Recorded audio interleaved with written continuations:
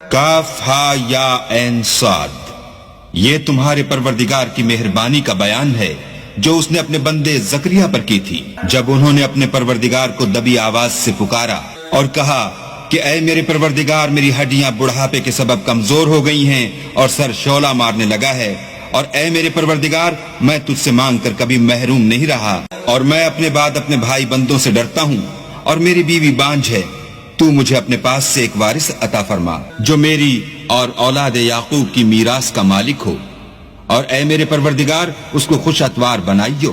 اے زکریا، ہم تم کو ایک لڑکے کی بشارت دیتے ہیں جس کا نام یحییٰ ہے، اس سے پہلے ہم نے اس نام کا کوئی شخص پیدا نہیں کیا۔ انہوں نے کہا، پروردگار، میرے ہاں کس طرح لڑکا ہوگا جس حال میں میری بیوی بانجھ ہے اور میں بڑھاپے کی انتہا کو پہنچ گیا ہوں۔ حکم ہوا کہ اسی طرح ہوگا۔ تمہارے پروردگار نے فرمایا ہے کہ مجھے یہ آسان ہے، اور میں پہلے تم کو بھی تو پیدا کر چکا ہوں اور تم کچھ چیز نہ تھے۔ کہا کہ پروردگار، میرے لیے کوئی نشانی مقرر فرما۔ فرمایا، نشانی یہ ہے کہ تم صحیح و سالم ہو کر 3 رات دن لوگوں سے بات نہ کر سکو گے۔ پھر وہ عبادت کے حجرے سے نکل کر اپنی قوم کے پاس آئے تو ان سے اشارے سے کہا کہ صبح و شام اللہ کو یاد کرتے رہو۔ اے یحییٰ، ہماری کتاب کو زور سے پکڑے رہو، اور ہم نے ان کو لڑکپن ہی میں دانائی عطا فرمائی تھی اور اپنے پاس سے شفقت اور پاکیزگی دی تھی، اور وہ پرہیزگار تھے اور ماں باپ کے ساتھ نیکی کرنے والے تھے اور سرکش اور نافرمان نہیں تھے۔ اور جس دن وہ پیدا ہوئے اور جس دن وفات پائیں گے اور جس دن زندہ کر کے اٹھائے جائیں گے تو ان پر سلام اور رحمت ہے۔ اور کتاب قرآن میں مریم کا بھی مذکور کرو، جب وہ اپنے لوگوں سے الگ ہو کر مشرق کی طرف چلی گئیں تو انہوں نے ان کی طرف سے پردہ کر لیا۔ اس وقت ہم نے ان کی طرف اپنا فرشتہ بھیجا تو وہ ان کے سامنے ٹھیک آدمی کی شکل بن گیا۔ مریم بولی کہ اگر تم پرہیزگار ہو تو میں تم سے اللہ کی پناہ مانگتی ہوں۔ انہوں نے کہا کہ میں تو تمہارے پروردگار کا بھیجا ہوا یعنی فرشتہ ہوں، اور اس لیے آیا ہوں کہ تمہیں پاکیزہ لڑکا بخشوں۔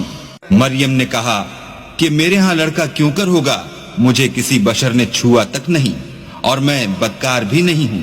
فرشتے نے کہا کہ یوں ہی ہوگا، تمہارے پروردگار نے فرمایا کہ یہ مجھے آسان ہے، اور میں اسے اسی طریق پر پیدا کروں گا تاکہ اس کو لوگوں کے لیے اپنی رحمت کی طرف سے نشانی اور ذریعہ رحمت و مہربانی بناؤں، اور یہ کام مقرر ہو چکا ہے۔ تو وہ اس بچے کے ساتھ حاملہ ہو گئیں اور اسے لے کر ایک دور جگہ چلی گئیں۔ پھر درد ذہ ان کو کھجور کے تنے کی طرف لے آیا، کہنے لگی کہ کاش میں اس سے پہلے مر چکتی اور بھولی بسری ہو گئی ہوتی۔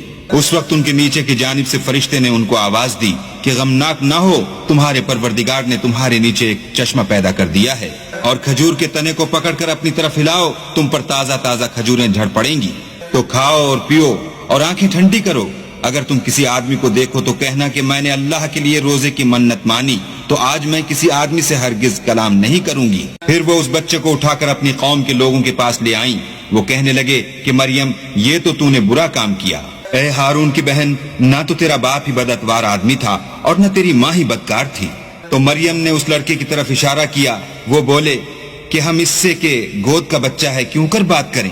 بچے نے کہا کہ میں اللہ کا بندہ ہوں، اس نے مجھے کتاب دی ہے اور نبی بنایا ہے، اور میں جہاں ہوں اور جس حال میں ہوں مجھے صاحب برکت کیا ہے، اور جب تک زندہ ہوں مجھ کو نماز اور زکوٰۃ کا ارشاد فرمایا ہے، اور مجھے اپنی ماں کے ساتھ نیک سلوک کرنے والا بنایا ہے اور سرکش و بدبخت نہیں بنایا، اور جس دن میں پیدا ہوا اور جس دن مروں گا اور جس دن زندہ کر کے اٹھایا جاؤں گا مجھ پر سلام و رحمت ہے۔ یہ مریم کے بیٹے عیسیٰ ہیں، اور یہ سچی بات ہے جس میں لوگ شک کرتے ہیں۔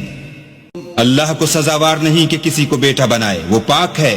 جب کسی چیز کا ارادہ کرتا ہے تو اس کو یہی کہتا ہے کہ ہو جا، تو وہ ہو جاتی ہے۔ اور بے شک اللہ ہی میرا اور تمہارا پروردگار ہے، تو اسی کی عبادت کرو، یہی سیدھا رستہ ہے۔ پھر اہل کتاب کے فرقوں نے باہم اختلاف کیا، سو جو لوگ کافر ہوئے ہیں ان کو بڑے دن یعنی قیامت کے روز حاضر ہونے سے خرابی ہے۔ وہ جس دن ہمارے سامنے آئیں گے کیسے سننے والے اور کیسے دیکھنے والے ہوں گے، مگر ظالم آج صریح گمراہی میں ہے۔